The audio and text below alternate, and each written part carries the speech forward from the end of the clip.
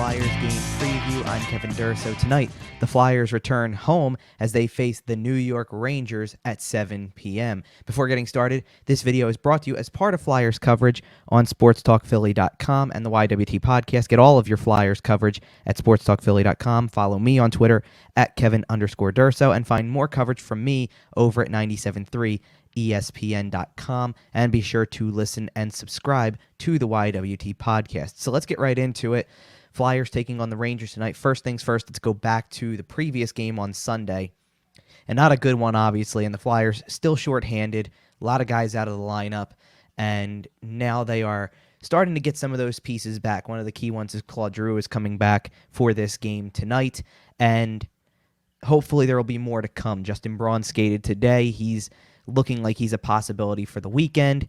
You're hoping the same thing with guys like Jake Voracek, Lawton, maybe Travis Konechny as well, but it seems like those guys still have a little bit of ways to go before they're free and clear and out of that situation. So for now, you have to settle for what you have, and the Flyers are going to do the best they can with that. Kind of an interesting dynamic to this is Nolan Patrick was skating with Giroux and Kevin Hayes on the second line.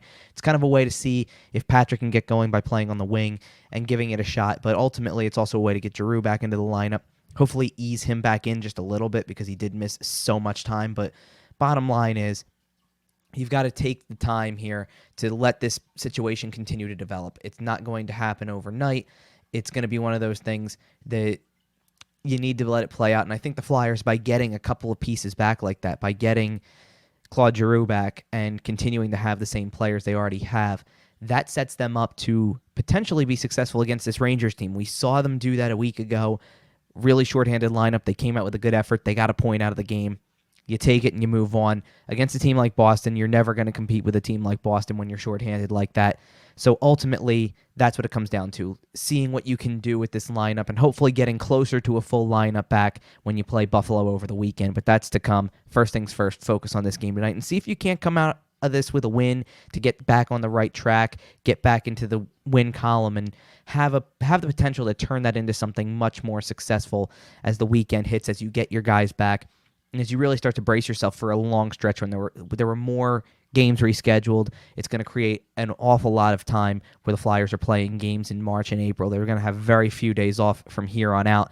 So it's going to be a regular process, and you're going to have to see what the endurance level of some of these guys are and what their consistency is from game to game and their conditioning, because it's going to be a challenge in that regard.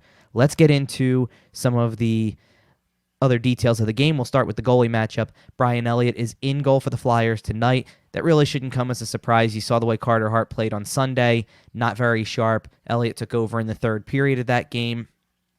And ultimately, he's done really well for the Flyers all season. So this is a chance again for Carter Hart to kind of get a break from everything.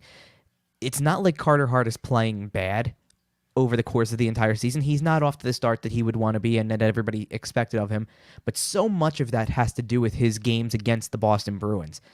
And you take those out, and he's played well against the rest of the division. He's given the Flyers a chance to win against every other team in the division.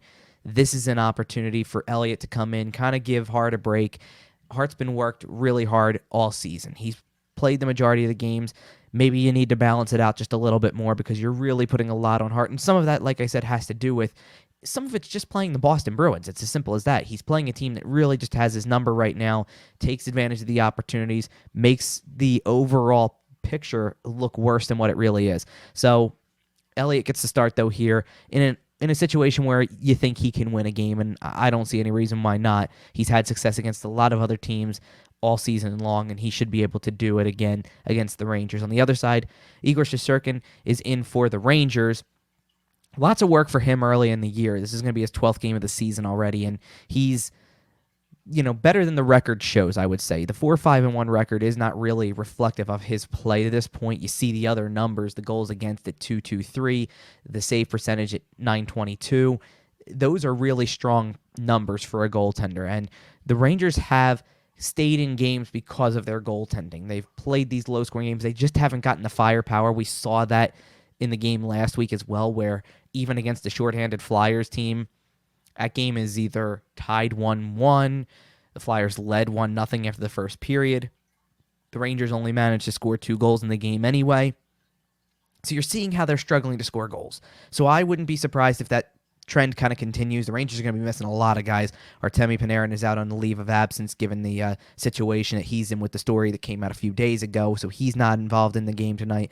Capo Caco, who scored in the shootout a week ago, ended up on the COVID list, so he's out. Philip Hedl is also out, and he was on the COVID list previously. He is off now, but he's not close to returning just yet, so he's out for this game as well. So there's a bunch of missing pieces. Jacob Trouba is still out also with the injury that took him out of the game, or took him out prior to the game last week. So there's a lot of moving parts to this, and the Rangers are shorthanded as well. So that's something to keep in mind as you go in. The Flyers are still dealing with a shorthanded lineup, but the Rangers are now dealing with a shorthanded lineup.